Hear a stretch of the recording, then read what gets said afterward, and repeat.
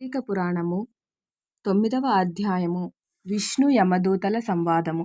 విష్ణుదూతలు, ఓ యమభటులారా, మీ ప్రభువైన యమధర్మరాజు ఎట్టివారిని తన లోకమునకు గొనిరమ్మని ఆజ్ఞ ఇచ్చెను. పుణ్యాత్ములు అనగా ఎట్టివారు, పాపులనగా నెట్టివారు, ధర్మమనగా నెట్టిది మాకు నిశ్చయముగా తెలుపుడు. అప్పుడు యమదూతలు, ఓ విష్ణుదూతలారా, మానవుడు చేయు పుణ్యపాపములను సూర్యచంద్రులు, భూమ్యాకాశములు, ధనంజయ వాయువులు, రాత్రింబవళ్ళు, సంధ్యాకాలములు సాక్షులు. ఈ పై సాక్షులు ప్రతిదినము మానవుడొనర్చు పుణ్యపాపంబులను మా ప్రభువునకు వచ్చి వక్కాణింతురు. మా ప్రభువు వారి సాక్ష్యమును బట్టి పాపములను నిర్ణయించి ఆ పాపాత్ములను తెచ్చుటకు మమ్ము వినియోగింతురు. ఆ పాపములెట్టివారో వినుడు.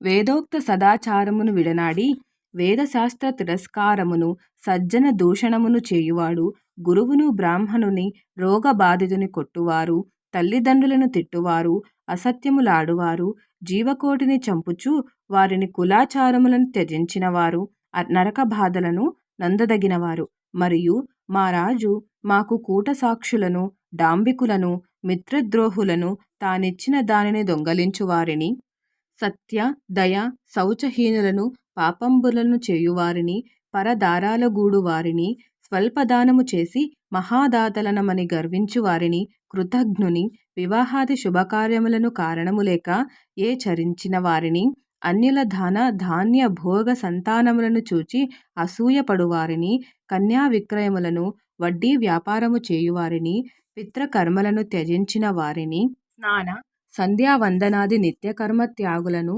పితృశేషము తినువారిని, పరులకు ఒక్క కణమేని అడిగినా పెట్టక సోదర పౌషణము మాత్రమే చేసుకొను వారిని, ఇతరులకెప్పుడు ఒక్క మెతుకైనను పెట్టక పరుల ఇంటనే నిత్యము తినువారిని, ఇతరుల దానము చేయునప్పుడు అడ్డుపెట్టిన వారిని, శరణార్థిని హింసించు వారిని, బ్రాహ్మణ నిందను బ్రహ్మహత్యను చేయువారిని, ఒక్క పనికైనా నిర్ణయించుకొన్న రొక్కము ఇయ్యని వారిని నరకమున బడద్రోసి బాధింపుమని ఆనపెట్టెను.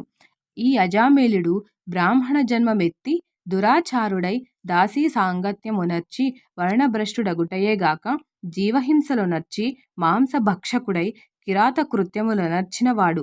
పుట్టినదాది గిట్టువరకు అతడు ఒక్క పుణ్యకార్యమును చేయలేదు సరికదా, అన్నియు మహాపాపకార్యములే యొనర్చినాడు. వీడు విష్ణులోకమున బొందుటకు ఎట్లు పూజ్యుడయ్యెనో. అప్పుడు విష్ణుదూతలు, యమభటులారా, మీ మాటలు అత్యాశ్చర్యకరముగానున్నవి. మీరు ధర్మములను గుర్తింపక వివేకహీనులై మాటలాడుచున్నారు. ధర్మ సూక్ష్మము మీకు తెలియదు. చెప్పుచున్నాము ఆలింపుము. సజ్జన సహవాసము చేయువారు, దుష్ట సహవాసము ఎల్లనివారు, బ్రహ్మజ్ఞానాసక్తులు, స్నాన సంధ్యాధ్యానుష్ఠాన తత్పరులు, భూత దయాభిలాషులు, తాము మంచి పనులు చేసియు నా ఫలము కోరక ఈశ్వరార్పితము చేయువారు, నిత్య సత్యవ్రతులు, నిరతాన్న దానోదక ప్రదాతలు, గోదానమునరించిన వారు, వృషోత్సర్జనమునరించిన వారు, ఇతరుల ధనధాన్యాదులందు అసూయపడని వారు, విద్యాదాతులు, పరోపకార పారాయణులను, నారాయణార్చకులై నారాయణ సన్నిధానమున మంత్రజపులొనర్చువారు, విష్ణు సన్నిధిని వివాహాది శుభకార్యములొనర్చువారు, బాటసారులకు నిలువ ఆధారములు కల్పించినవారు, అనాథ ప్రేతాగ్ని సంస్కారములకు ప్రతిదినము సాలగ్రామము అర్చించువారు, సాలగ్రామ తీర్థ స్నానమాచరించి దానికి సాష్టాంగ నమస్కారము ఆచరించువారు, తులసీ పూసలు దండలుగా దాల్చువారు, నిరంతరము సాలగ్రామమును చెంతనుంచుకొనువారు, ఇంటిలో తులసి స్థాపించి అర్చించి దానికడ హరిభజన చేయువారు, భాగవతం వ్రాసి ఇంట ఉంచుకొని పూజించువారు, సూర్యుడు తులారాశియందున్న కార్తీక మాసమునందు, సూర్యుడు మకర రాశియందున్న మాఘమాసమునందు, సూర్యుడు మేషరాశియందున్న మాఘమాసమునందు ప్రాతఃకాలమున నదీ స్నానమునరించువారు, రుద్రాక్షలు ధరించి మంత్ర జప హోమాదులొనర్చిన వారు, నారాయణ, గోవింద, మాధవ, అచ్యుత, అనంత అత్యాది విష్ణు నామస్మరణ చేయువారు అగు సజ్జనులు యమలోకమునకు గొని పోంగోదగినవారు.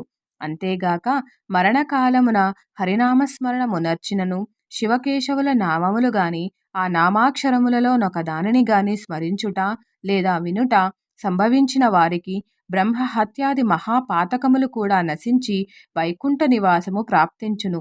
భగవన్నామస్మరణ తెలిసి చేసినను తెలియక చేసినను అన్యుల పేరుతో ఉచ్చరించినను అన్యోపదేశముగా వాకొన్నను మరణకాలమున భగవన్నామము చెవినబడినను వారు పుణ్యాత్ములే అని చెప్పుచు అజామీలుణ్ణి దివ్య విమానమెక్కించి వైకుంఠమునకు గోంపోయిరి. అజామీలుడు ఆ విష్ణు యమదూతల సంవాదమును ఆలించి మిగుల నాశ్చర్యపడి ఇట్లు తనలో దలపోసెను.